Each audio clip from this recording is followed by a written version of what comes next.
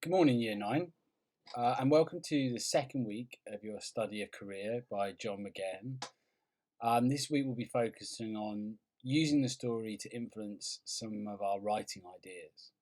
So firstly, just scroll through the story which has been put in there again. If you'd like to reread it, or you need to reread it, or you need to listen to Miss Gwyneth reading it, that is still on YouTube. So lesson 1, we're focusing on description. So reread this description of fishing from Korea. Hand over hand, I drew in the line that throbbed with fish. There were 2 miles of line, a hook on a lead line every 3 yards. The license allows us 1,000 hooks, but we used more. We were the last to fish this fresh water for a living. As the eels came in over the side, I cut them loose with a knife into a wire cage, where they slid over each other in their own oil, the twisted eel hook in their mouths. The other fish, pike choked on hooked perch they tried to swallow, bream, roach. I slid up the floorboards towards the bow of the boat. We'd sell them in the village or give them away. The hooks that hadn't been taken I cleaned and stuck in rows round the side of a wooden box. I let the line fall in its centre. After a mile he took my place in the stern and I rowed. People hadn't woken yet, and the early morning cold and mist were on the river. Outside, the slow ripple of the oars and the threshing of the fish on the line beaded with running drops of water as it came in. The river was dead silent, except for the occasional lowing of cattle on the banks. So this description is full of detail that presents their work authentically and realistically, that of the 2 fishermen, the father and son. However, McGahn positions this description after the father tells the traumatizing story of the execution that he witnessed. The violence and the indignity of the fishing acquires a more sinister quality because of this. So the process of the fishing is changed by the violence of the story that the father tells at the beginning. This is particularly true of the bit highlighted in red. The reader may, perhaps unconsciously, recognise similarities between the trapped and dying fish and the imprisoned and executed man and boy.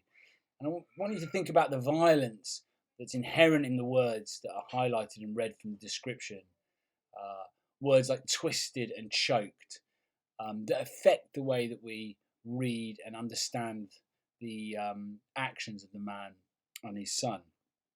So what we would like you to do now is to write your own detailed description of someone performing a task.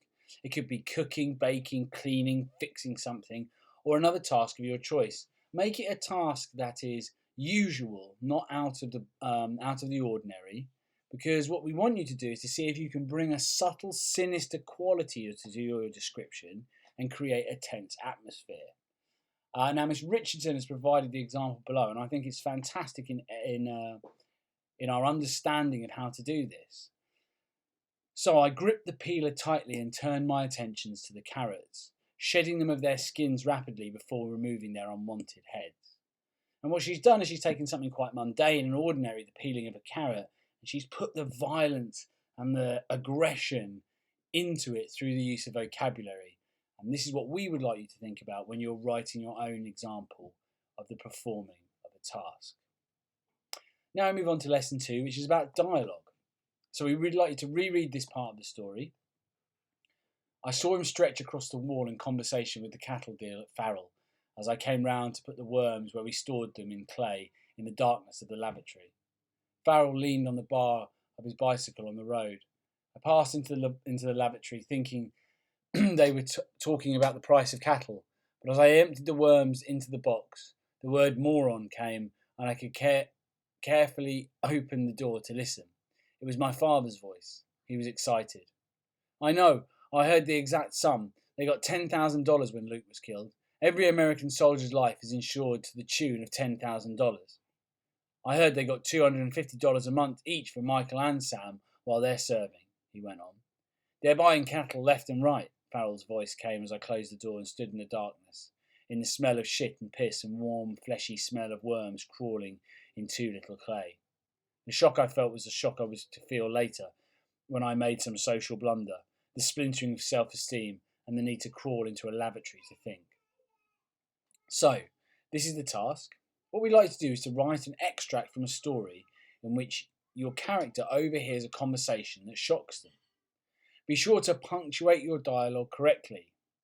Use the extract to help you, and remember, new speaker, new line, and punctuate inside the speech marks.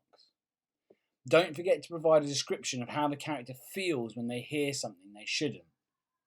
Note also that in Korea, the protagonist overhears this while hiding in the darkness of the lavatory. The dingy and dirty setting seems to intensify the character's sense of shock and disgust. Consider how the setting of your scene can enhance its emotional impact. So remember that it's a conversation that's being overheard by another character.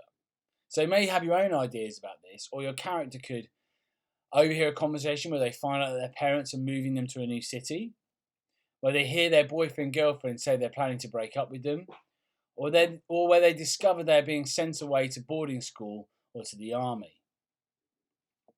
And remember, when you're writing this piece, to really focus on the situation, the setting that your character is in, and how that enhances the impact of what they hear.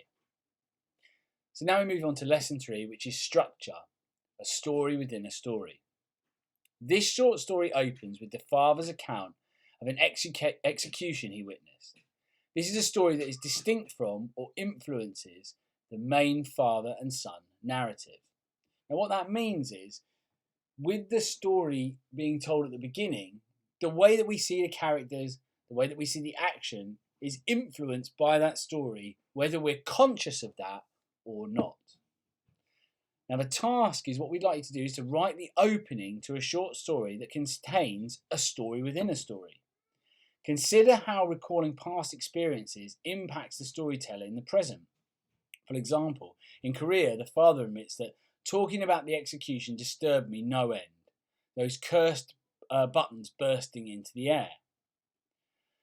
Some prompts that you could use in order to help structure your story is: a parent and a child are camping in the woods when the parent tells the child a story about an old friend who went missing there. The new kid in school tells a classmate the reason they got expelled from their previous school. A school teacher tells the class a story about their previous job as a detective and the case that made them quit. Now these are just 3 options that you could choose anything that you wanted, as long as within your story, one of your characters tells another story to illustrate a point. Now remember, any further confusion that you have with these lessons, please contact your teachers. They will respond immediately with clarification and help. Anything else, please feel free to contact anyone within the department, and they will also be able to provide you with information. Good luck with these Year 9. I hope you enjoy your writing lessons about Korea. Take care.